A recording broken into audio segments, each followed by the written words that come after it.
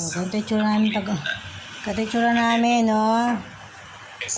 Every morning, ganito yung tsura namin dalawa. Hindi kami maghiwalay na magnanay. Pag tumatalong siya, tignan mo namang yakap sa akin. Tignan mo ang kamay niya kung saan nakayakap. Diba? Yakap na yakap yan kay mama niya. Yakap na yakap yan sa dibdib ko, sa leg ko. Tapos masakal-sakal na ako sa kanya. Ikaw ba diba? Dito mo yan, para hindi siya malaglag, yung kuko niya nakabaon na sa leg ko. Tsaka sa mga balat ko sa braso. Kaya ako kamalang batang to. Ito kami dalawa, every morning kami. Did you see my pet, my cat? Did you see my cat? Mama. Diba? Gusto niya ganyan, nagkikiskisa kami ng mukha. Tignan mo, wag mo mukha niya. Pagmasdan nyo kami dalawa every morning, every day, every single day, we are always in together. For better or worse, magkasama kaming dalawa. Hindi kami naghihiwalay niyan. Naku naman, kung maghiwalay kayo, maswerte yan, no? Tignan mo naman ang itsura kung makasambay kay mama. Nakikilala ko siya si Nunoy ng Baras Rizal. Siya po ay napulot ko lamang sa Inbornal. Nakita ko, kaya ako pinagmamalaki siya dahil napulot ko po siya ay mata at ilong lang ang nakalabas. Puro putik po siya, kaya nagbukas ako siya pinaliguan. Ngayon, ito na po siya ngayon, gato siya kapugi.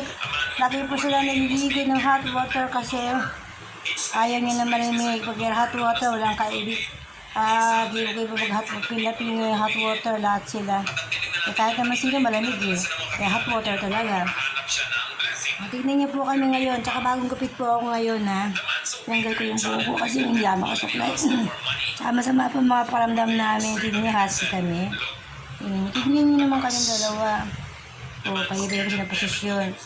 Tsaka yung mga sakit po kami, pero praise God na paano, kahit na maubusin po kami, hindi naman silang tabla ng sakit at wala tayong panggamot sa kanila. Kaya kung mayroon kayong mga vitamin C dyan, meron kayong vitamin C dyan, cat food, magpajigas naman kayo, kaya Palawan o Cebuano, Amelia.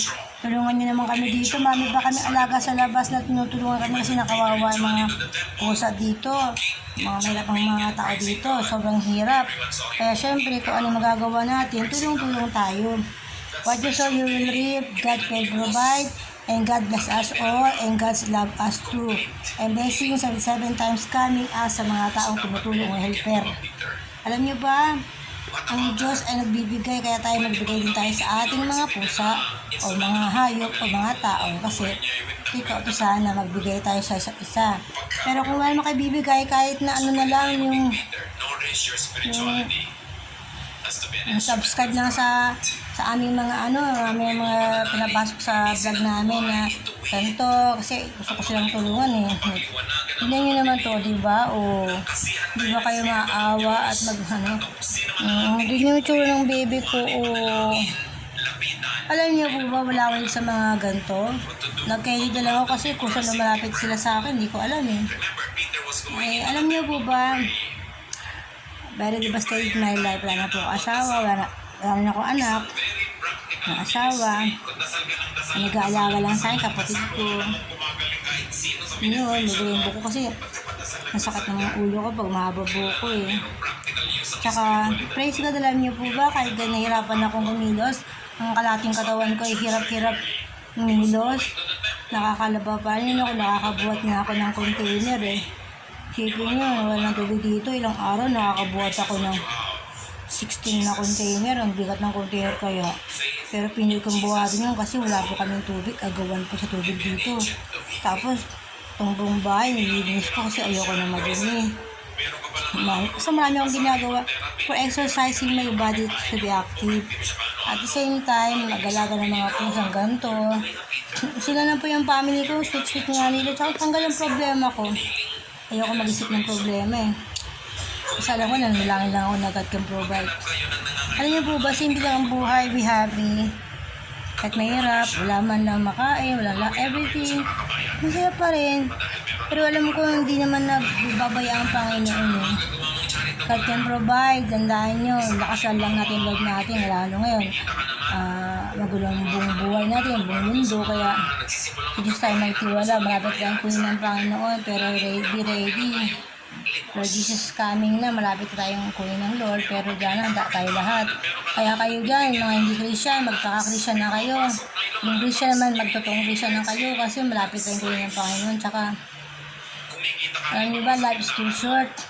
Bago-bago na tayo. Babe na. Hindi ko sabing banal tayo, no? Ang gusto ko lang, magbawas tayo ng mga bisyo natin, magbawas tayo ng mga kasalanan. Trying to be a good humanity in the world. At number one, lahat naman yung ginagawa natin, nakalista sa book of life natin yun. Baka mahuli ang lahat. Kung nabasa ng Panginoon yung mga bad deeds natin, naku, yari tayo sa itapon tayo sa impyerno. Pag kayong pupunta ng impyerno, baka init doon, grabe, dami pong uod doon. Kaya behave po tayo, sa Panginoon po tayo lahat. Pilitin natin makakyat sa langit. Hingi tayo ng tawad sa Panginoon. Repent. Kasi malapit na dumating ang Panginoon. At saka lahat po kukunin ng Panginoon, yung mga hayop na yan. Kukunin po ng Lord yan kasi mga innocent yung mga yan eh. Kaya mananakit ng mga hayop pa, masama po yun. Tandaan nyo, lahat ng nananakit sa hayop, mapupunta kayo sa impyerno. Yung madamot, mananakit ng hayop, yung no care sa hayop, naku, yari kayo sa Lord. Kitang-kita kayo ng Panginoon.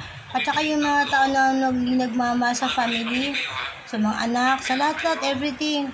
Kaya kayo mag-pray kayo nasa hospital, ipag-pray nyo sila. Nasa ibang bansang OFW, naghihirap sila, ipag-pray nyo sila. Yung mga taong hirap, walang trabaho, buong mundo, tsaka wag po kayo matuwa sa nag-gera-gera, nag-aaway-aaway na kahit yung salbahin ba yung mga mundo. Salbahin nga sila, pero nakikita ng Panginoon yung mga attitude natin. Huwag tayo magpakasama-sama. Kung sakaling nangyari sa ibang bayan may parusa o kaya sabi niya karma, huwag niyo sasabihin yung karma kasi nasasabi natin karma kasi galit tayo. Pero lahat tayo may karma sa buhay, good and bad karma. Ikaw ang gagawa ng good at bad karma mo, kaya just what you sow you will reap. Alam niyo, lahat tayo may kasalanan, no one's perfect. Kaya ngayon pa lang, kung kaya natin magbago. Tsaka Sunday ngayon, magsimba kayo. Nako, count lang Panginoon yung pagsimba araw-araw, lalo yung every Sunday. Pray every Sunday. Nako, kung meron kayong simbahan dyan na inaaniban o anong klaseng religion, magsimba kayo. Kailangan natin itong magpalakasan tsaka kumain ng salita ng Diyos. Yung word of God is important. Kung meron kayong pera, bumili kayo ng Bible o kaya yung cellphone nyo, lagyan nyo yun ng Bible words o Bible na apps. Magbasa-basa po kayo. At number one po, kayo ng worship. Mag-worship kayo sa Panginoon kahit mag-isa lang kayo. Mag-worship kayo, ang dami yung mga worship song. Mag-worship po kayo at importante po yung pananalangin. Nako, kung hindi ka marunong manalangin, naku, yari kayo sa Panginoon. Kasi sa langit po, tandaan nyo, ito po sasabi ko sa langit kasi wala namang gagawin ng tao doon. Mga soul doon, kundi magpuri, umawit.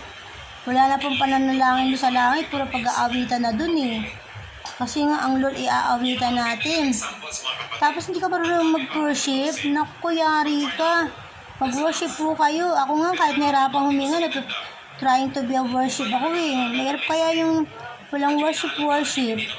Ang worship po ay isang prayer na rin papunta sa connection yun, parang signal sa Panginoon yun eh. Ang sabi ko lang ito para kung nakakalimot kayo, ipaalala lang sa mga tao nakakalimot kasi po, iba na yung mundo ngayon, dahil may sakit, magulo. Dikit-dikit tayo sa Lord. Bawal po kasi yung malayo sa Panginoon. Paggalit ang Lord sa mga taong salbahe sa mga tao, salo sa hayop. Yung no care sa everyone. Naku, yari kayo. Pag po kayong magpapabaya sa lahat, behave po kayong lahat. Malapit na po dumating ang Lord. Tandaan niyo po, malapit na dumating ang Lord. Malapit na talaga. Sobrang lapit na po. Kaya, I tell you something, go back to the Lord. Please lang po, go back to the Lord. Lord Jesus is coming soon na. Malapit na po siyang dumating. Nako, baka isang araw hindi na tayo magkita-kita sa mata. Kasi kukunin na tayo ng Panginoon isa-isa. Okay, thank you. God bless you. Simba po tayo. God bless you all.